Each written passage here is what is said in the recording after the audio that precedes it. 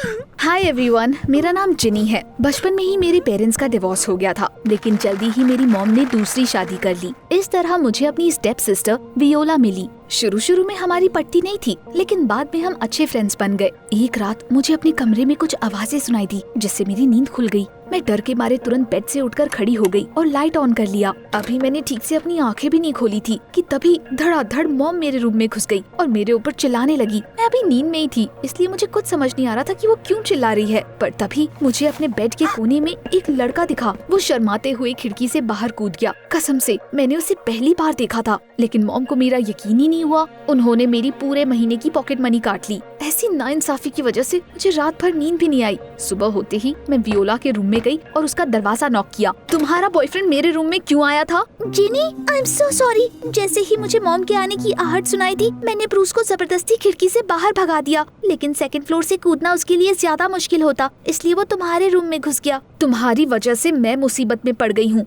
चलो अभी मॉम को सारी सच्चाई बताओ। यार, here's the thing, I am pregnant. सिर्फ ब्रूस को इसके बारे में पता है। मैं नहीं चाहती कि हमारे पेरेंट्स को इसके बारे में कुछ भी पता चले। प्लीज उन्हें कुछ मत बताना। मैंने ऐसा कुछ सुनने की तो बिल्कुल भी उम्मीद नहीं की थी। मैं सोचने लगी कि ये न्यूज़ सुनने के बाद मॉम डैड का कैसा रिएक्शन होगा, और मुझे वियोला के लिए दुख भी हो रहा था। लेकिन फिर भी मैंने उसे एडवाइस दी कि वो उनसे ये चीज ज्यादा दिन तक ना छुपाए, क्योंकि वैसे भी थोड़े टाइम बाद तो उन्हें सब कुछ वैसे ही पता चल जाता। इतने बड़े झटके के बाद मेरी तो भूख ही मर गई थी। मैंने ब्रेकफास्ट करने से मना कर दिया और स्कूल चली गई। तभी किसी ने मुझे आवाज दी। जब मैंने पलट कर देखा तो वहाँ पर ब्रूस था। He was sitting in a red convertible and waving at me. हे, अंदर आ जाओ, मैं तुम्हें छोड़ देता हूँ। वैसे मुझे तुमसे कल के लिए माफी भी मांगनी है। गुस्सा तो थी, लेकिन मुझे बहुत आलस आ रहा था और चलने का बिल्कुल भी मन नहीं कर रहा था, इसलिए मैं तैयार हो गई। शुरू में हम चुपचाप चल रहे थे, लेकिन तभी ब्रूस ने जोक सुनाने शुरू कर दिए और मैं थोड़ी सी नरम हो गई। वो अच्छा लड़का लग रहा था और मैं अपनी बहन के लिए काफी खुश थी। लेकिन स्कूल के पास गाड़ी पार्क करने के बाद अचानक ब्रूस मेरे पास आया और उसने मेरी गाल पर किस कर लिया। मैं बिल्कुल हैरान हो गई। मुझे समझ ही नहीं आ रहा था कि उसकी इस हरकत का मैं क्या जवाब दूं। इसलिए मैं कार से बाहर आ गई और मैंने जोर से दरवाजा पटक कर वहाँ से निकल जाने का सोचा। Had he just hit on me or was it my imagination? It sure seemed like he did. मैं स्कूल में पूरे टाइम बस इसी के बारे में सोच कर परेशान हो रही थी। आखिर में मेरी फ्रेंड सारा ने मुझसे पूछ ही लिया। जब मैंने उसे ये बात बताई तो उसने कहा कि मुझे अपनी बहन को सब कुछ सच बता देना चाहिए, और मुझे भी ये सही लगा। इसलिए घर पहुँचते ही मैंने वियोला को सब कुछ बता दिया। मेरी बात सुनकर वो हंसने लगी। बेकार की बातें मत बनाओ। ब्रूस मुझसे बहुत प्यार करता है। तुम्हारा कोई बॉयफ्रेंड नहीं है ना, इसलिए शायद तुम मुझसे जेलस हो। उसकी बात सुनकर मेरा मूड ऑफ हो गया। मैं इसी पागल बहन के साथ घर पर नहीं रुकना चाहती थी, इसलिए अपना मन बहलाने के लिए मैं मॉल चली गई। शॉपिंग रियली हेल्प्ड मी, और जब मुझे थोड़ा अच्छा फील हुआ तो मैंने सब कुछ भूलने का फैसला किया ताकि मेरी प्रेग्नेंट बहन परेशान ना हो। लेकिन जैसे ही मैं घर पहुंची, मुझे दोबारा ब्रूस की कार दिखाई दी और मैंने सोच लिया कि अब मैं उसे ऐसे नहीं जाने दूंगी। I turned on a recorder and opened the gate like nothing had happened. उसने मुझे वापस आवाज लगाई। हेलो अगेन, मेरे साथ घूमने चलोगी? तुम मुझसे चाहते क्या हो? वियोला ने मुझे सब कुछ बता दिया है। I don't care, मैं फिर भी तुम्हें लाइक करता हूँ। मैं गुस्से में तुरंत घर के अंदर चली गई। मेरी बहन अपने लैपटॉप में कुछ कर रही थी। मैंने उसके रूम का दरवाजा बंद किया और उसे वो रिकॉर्डिंग सुनाई। वेल, अब तुम्हें मेरा यकीन हो गया? वियोला ने तकिए में अपना मुंह छुपा लिया और फूट कर रोने लगी। वो बिल्कुल कांप रही थी। मैंने उसे शांत करने की बहुत कोशिश की, लेकिन मेरी बहन कुछ रिएक्ट ही नहीं कर रही थी। मुझे उसके लिए इतना बुरा लग रहा था कि मैं आपको बता भी नहीं सकती। इसलिए मैंने उस ब्रूस को सजा देने का सजेशन दिया। शुरू में वियोला ने इनकार कर दिया, लेकिन फिर तकिए से मुंह निकाल कर कहा, वैसे उसकी एक ही कमजोरी है, उसकी नई कार। मेरी बहन ने मुझे ब्रूस का एड्रेस दिया और मैं उसकी कार बर्बाद करने के तरीके सोचने लग गई। आखिर में मुझे इसे खरोचने से बेटर आइडिया नहीं मिला। The whole next day at school, I was terribly worried and eventually blew up at a poor nerd. Cafeteria में फ्रेड मेरे पास आया और उसने स्कूल के बाद मुझे छत पर डेट के लिए पूछा। मुझे हाइट से बहुत डर लगता था, इसलिए मैंने उस लड़के को रूडली मना कर दिया। उसकी टाइमिंग ही अच्छी नहीं थी। जैसे जैसे टाइम बीतता जा रहा था, मुझे और ज्यादा डर सताने लगा। जिम क्लास में मैं बार हाफने लग रही थी और फिनिश लाइन पर सबसे लास्ट में पहुंची। यहाँ तक कि उस वक्त तक टीचर भी जा चुके थे। मैं खाली लॉकर रूम में वापस आ गई, शावर लिया और कपड़े बदलने गई। पर अचानक वहाँ पर मुझे अपने कपड़ों के बजाय कुछ अजीब कपड़े दिखे, जब मैंने उसे खोलकर देखा तो मुझे फौरन सब कुछ समझ आ गया। It was the costume of a crazy criminal Jinx from the TV series Arcane। Fred उसका इतना बड़ा फैन था कि उसका पूरा का पूरा दिमाग जिंक्स के फेस वाले पैचेस से ढका हुआ था। मुझे उसी वक्त सब कुछ समझ आ गया। उसी ने मेरे कपड़े चुराए थे और मुझसे बदला लेने के लिए वो कॉस्ट्यूम वहाँ पर रख दिया था। वैसे उसने अच्छा ही किया, क्योंकि इस तरह अगर मैं सर्वेलेंस कैमरा में रिकॉर्ड भी हो जाती तो भी मुझे कोई पहचान नहीं पाता। मैंने कॉस्ट्यूम पहना और ब्रूस के घर की तरफ निकल गई। किस्मत मेरे साथ थी, उसने अपनी कार गेट पर ही छोड़ रखी थी। मैं कोने में जाकर छिप गई और अपने नेल सिजर्स बाहर निकाले, लेकिन तभी मुझे जोर से धमाके की आवाज सुनाई दी। Fireworks exploded in the back seat. गाड़ी से धुआं निकलने लगा। ब्रूस दौड़ता हुआ घर से बाहर आया और अपना सर पकड़कर जमीन पर बैठ गया। मैं पूरी तरह से डर गई। मुझे वहाँ से तुरंत निकलना था। घर की तरफ भागते वक्त मेरा दिल जोर जोर से धड़क रहा था। मैं जल्दी से अपनी बहन को सब कुछ बताना चाहती थी, इसलिए तुरंत उसके रूम में घुस गई।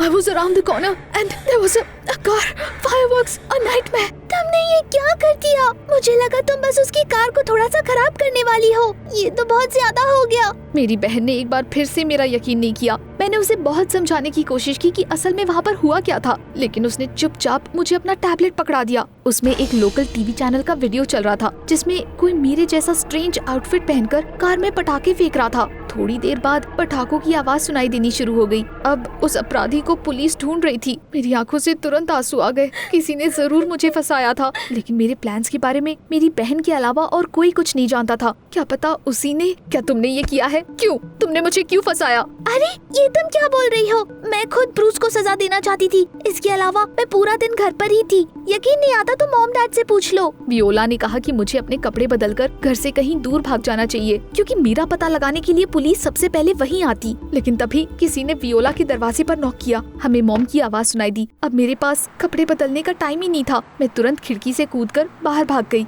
मैं किसी भी कीमत पर अपने पेरेंट्स को इन सब चीजों में इन्वॉल्व नहीं करना चाहती थी। मैंने सोच लिया था कि मैं खुद इस सिचुएशन से डील करूंगी। मुझे बस ये समझ नहीं आ रहा था कि आखिर मैं पुलिस से कहाँ छुपूं। वो मुझे पूरे शहर में तलाश कर रहे थे। मैं बहुत देर तक खाली सड़क पर घूमती रही, लेकिन जल्दी ही अंधेरा हो गया और मुझे डर लगने लगा। I settled on a bench in a small lighted square। जल्दी ही मेरी आंख लग गई और मुझे सपने में कुछ आवाजें सुनाई दी। यहाँ वो मिल गई है। जैसे ही मेरी आंख खुली, मैंने देखा कि कुछ पुलिस वाले मेरी तरफ आ रहे हैं। मैं तुरंत उठकर खड़ी हो गई और ऑपोजिट डायरेक्शन में भागना चाहती थी। डर और आंसू की वजह से मेरी आंखों के सामने सब कुछ धुंधला होता जा रहा था। मैं बहुत देर तक दौड़ती रही और आखिर में एक कचड़े के डब्बे के पास जाकर बैठ गई। वहाँ पर खाली डब्बों का ढेर पड़ा हुआ था। मैं अपनी सांस रोककर उसके पीछे छुप गई।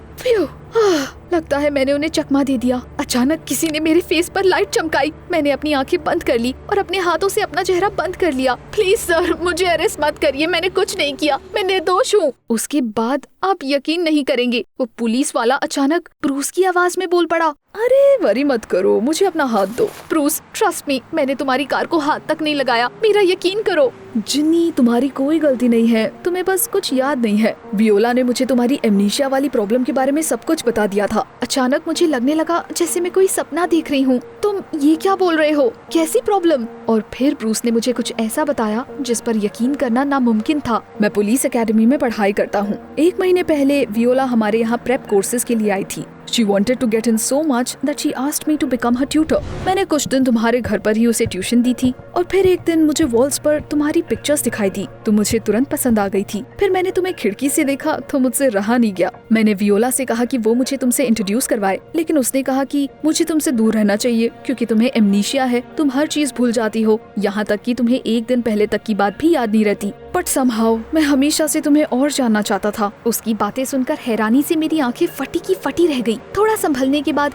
मैंने ब्रूस को शुरू से एंड तक सारी सच्चाई बताई। About my sisters pregnancy, my grievances end of course the stupid fireworks. हमें समझ आ गया था कि वियोला ने हम दोनों को धोखा देकर मुझे फंसाया था। अब बस ये पता लगाना था कि उसने ये सब आखिर क्यों किया और असल में ब्रूस की कार किसने बर्बाद की थी। हमने घर के लिए टैक्सी ली। I kicked the door to my sister's room open। वो वहाँ पर आराम से बैठकर अपने नेल्स पेंट कर रही थी, मानो कि कुछ हुआ ही ना हो। मुझे इतना गुस्सा आया कि मैंने वो नेल पेंट की बोतल उठाई और उसके सर पर उलट दी। मुझे इसी वक्त सब कुछ सच सच बताओ और इस बार सच ही बोलना, वरना। वियोला ने सिसकते हुए अपनी आंखें झुका ली और फिर बोलना शुरू किया। एक दिन मैंने मॉम डैड को बातें करते हुए सुना और मुझे पता चला कि वो हम दोनों में से किसी एक को ही कॉलेज भेज सकते हैं। वो अपने पैसे तुम्हें देना चाहते थे क्योंकि तुम हमेशा से पढ़ाई में अच्छी रही थी। उसी वक्त मुझे तुमसे नफरत हो गई थी। तुम्हें पता है, मैं हमेशा से पुलिस एकेडमी जाना चाहती थी, इसलिए मैंने फैसला कर लिया कि मैं मॉम डैड को साबित करके रहूंगी कि मैं तुमसे ज्यादा लायक हूँ। मैं प्रेप कोर्सेज के लिए एकेडमी गई और मुझे वहाँ पर ब्रूस मिला। उसे देखते ही मुझे उससे प्यार हो गया था, लेकिन वो तुमसे प्यार करने लगा। मुझे ये बात भी बर्दाश्त नहीं हुई। तुम्हारी वजह से मेरे दोनों चांसेस चले गए, to go to college and to find a boyfriend.